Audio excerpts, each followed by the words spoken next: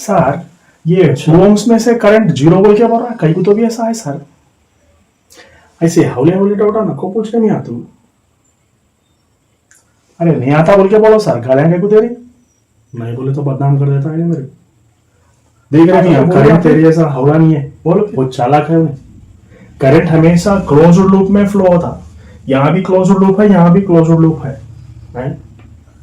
तेरे जैसा हवा है, समझा, बाहर निकलने करंट आता ही नहीं। ये वक्त नीट में पढ़ लेने का है, घर में बैठ के पढ़ लेना लूप के ऐसा। समझ में आया सर? करंट कभी भी ओपन सर्किट में नहीं आता, ये पूरा ओपन सर्किट है ये, और ये क्लोज्ड सर्किट है। समझ में आ रही बात? इतना बड़ा सोल्यूशन कहां से टाइम लाऊं सर? एग्जाम के अंदर इतना टाइम कहां मिलेगा सर? कुछ तो कीजिए, जुगाड़ कीजिए, कुछ तो शॉर्टकट देखिए। टेंशन काहे को लेता है? हर प्रॉब्लम का कुछ ना कुछ हल निकलेगा ना। हमारे पास है ना शॉर्टकट, यहाँ पर है ना, दिख रहा नहीं है तुमको? ये देखो, पोटेंशियल एनर्जी है, यहां से अगर बॉडी को डबल डिस्टेंस रेडियस पर लेकर जाए तो फिर ये आसान तरीका है। क्यों इतना बड़ा सोल्यूशन? अभी देखो, कुछ भी करना है तुमको, mgh by 1 plus h by r के प्लेस पे h के प्लेस में 2r लिख दो, डायरेक्ट आंसर आ जाएगा। बस इतना सा सोल्यूशन है। So potential energy is equal to क्या है? mgh, और यहां से double times of radius height पे ले जाएगा तुम, तो mg इंटू 2r लिख दो, 1 प्लस h के प्लेस पे 2r by r लिख दो, खत्म। तो क्या हो गया? 2mg capital R divided by 3। हो गया आंसर, हो गया तैयार। ओके, सो ये हो गया आपका आंसर, 2/3 mgr। काय को टेंशन लेता है यार?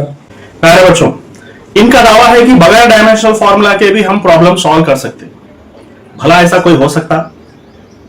अगर ये बगैर डायमेंशनल फॉर्मूला के अगर नहीं कर सके ना, तो मैं इनके डायमेंशंस खराब कर दूंगा। जी हाँ, बगैर डायमेंशनल फॉर्मूला यूज करेगी भी हम इस प्रॉब्लम को सॉल्व कर सकते हैं बहुत आसानी के साथ, एक ही एक स्टेप के अंदर। आपका कितना सारा टाइम सेव होता है आप देख लीजिए। अभी देखो यहाँ पर यंग्स मॉडुलस का dimensional formula in terms of force, area और वेलोसिटी पूछ रहा। बस इतना काम करो। यंग्स मॉडुलस का मतलब क्या है?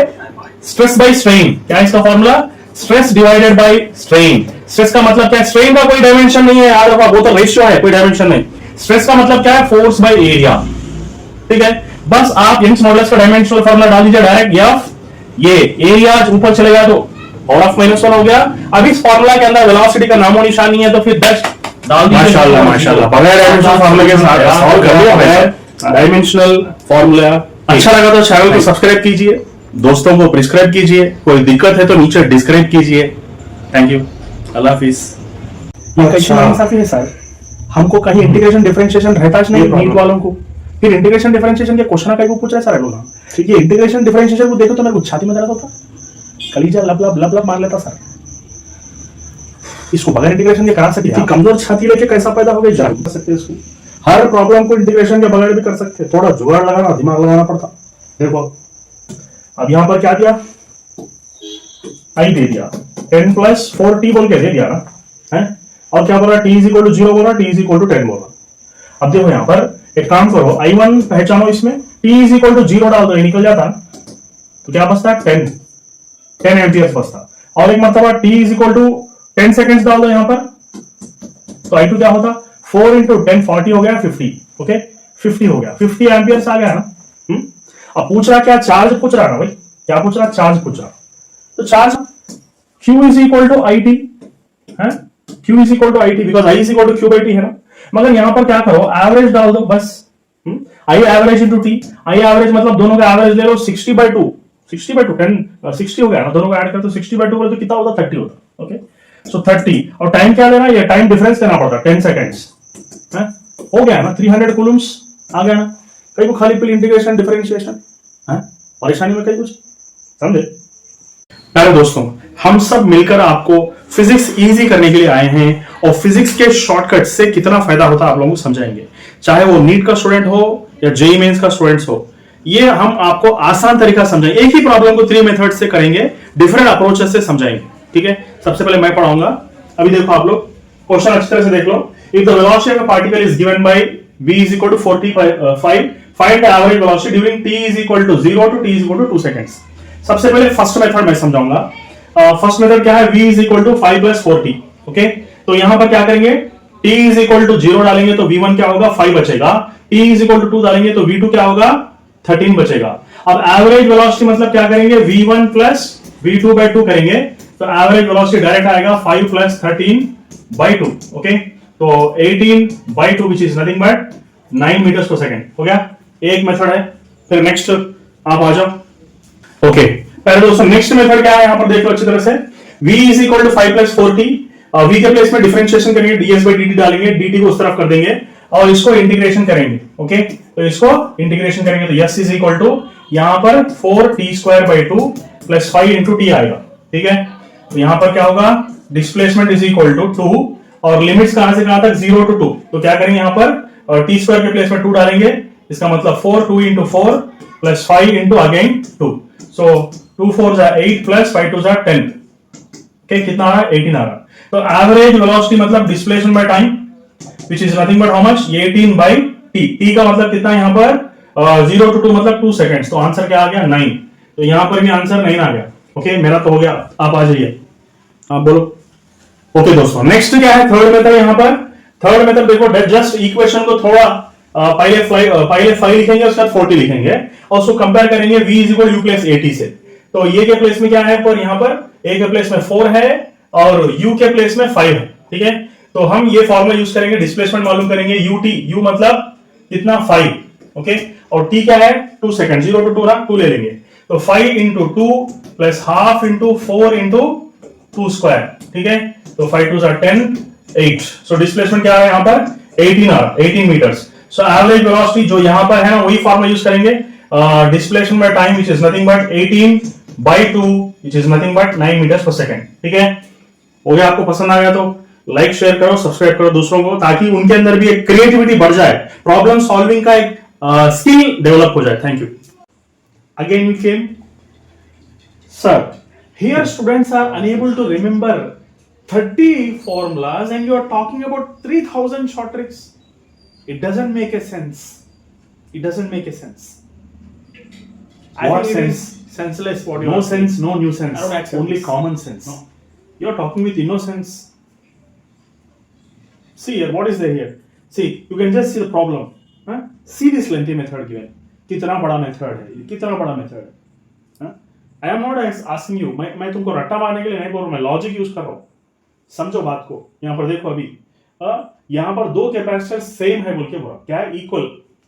दोनों कैपेसिटर्स इक्वल बोल के बोल दिया. यहां पर क्या बोल रहा, इक्वल बोल रहा, मतलब ये भी सी, दोनों सी है. अच्छा, परसेंटेज लॉस ऑफ एनर्जी क्या होगा, सबसे पहले कितना डिवाइड होगा.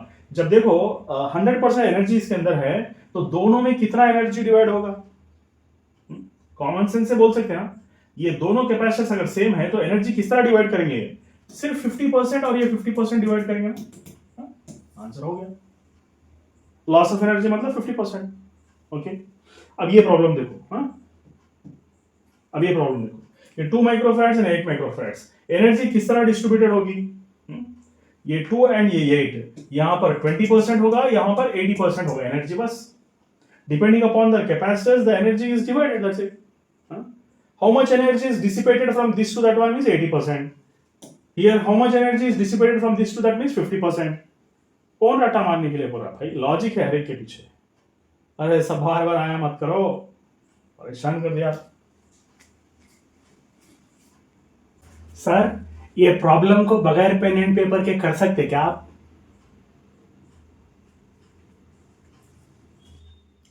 क्यों नहीं कर सकते, कर सकते ना, आसान है. देखो यहां पर 120 डिग्री बोल रहा, ये देखो रिवर फ्लो. ठीक है, ये क्या है, ये हो गया रिवर फ्लो. रिवर फ्लो से बोट का डायरेक्शन 120 बोल रहा, मतलब क्या, ये हो गया 90, ये हो गया 30. बस अपन पेन यूज नहीं करेंगे, पेपर यूज नहीं करेंगे, कुछ भी नहीं करेंगे. अब देखो ये 30 मतलब sin 30 अगर अप्लाई करें तो 1/2 है. 1/2 मतलब 1:2 रेशियो में है.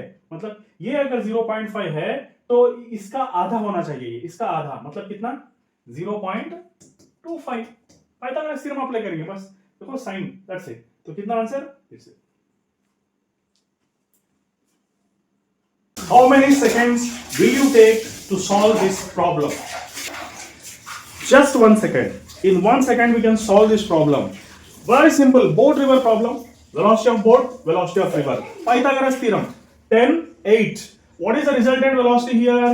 If this is 10, this is 8. According to Pythagoras theorem, this is going to be 6 kilometers per hour. That's it. Your answer is 6. इतना बड़ा सॉल्यूशन, बहुत वजन है, बहुत वजन है. कोई शॉर्ट ट्रिक है क्या इसका?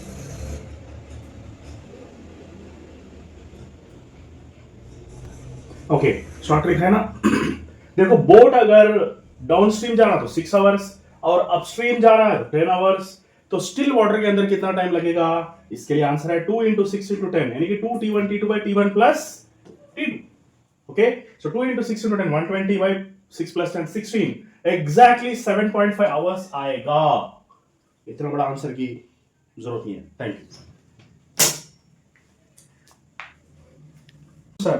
क्या आप हर प्रॉब्लम को बगैर डिफरेंशिएशन और इंटीग्रेशन के सॉल्व कर सकते हैं?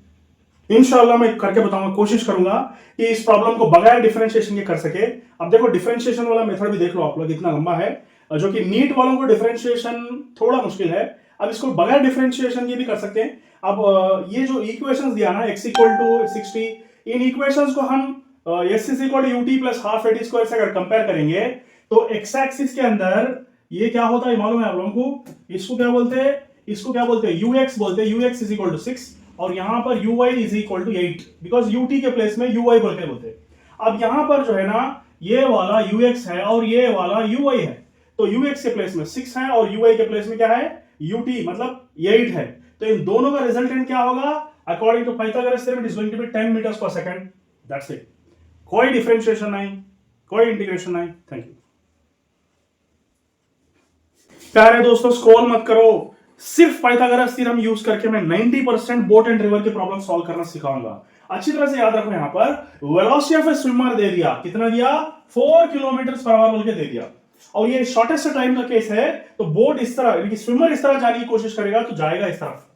एक अगर 4 दे दिया तो पाइथागोरस थ्योरम को ब्लाइंडली याद रखो। ये अगर 4 है तो वेलोसिटी ऑफ रिवर इससे भी कम होगा, 3 होगा, और ये लॉन्गेस्ट साइड आके 5 km/h होगा। ये 3। ओके, तो अब क्या पूछ रहा? रिवर का डायरेक्शन का स्पीड पूछ रहा, सिर्फ 3, बस।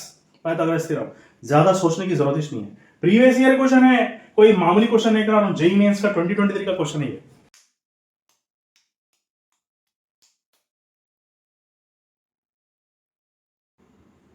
ओके, ऑलरेडी मैं इस प्रॉब्लम का शॉर्टकट दे चुका हूं, मगर उसी तरह का और एक मॉडल करके बताओ बोल के बच्चे पूछ रहे थे, तो फिर और एक मॉडल करके बता रहा हूं।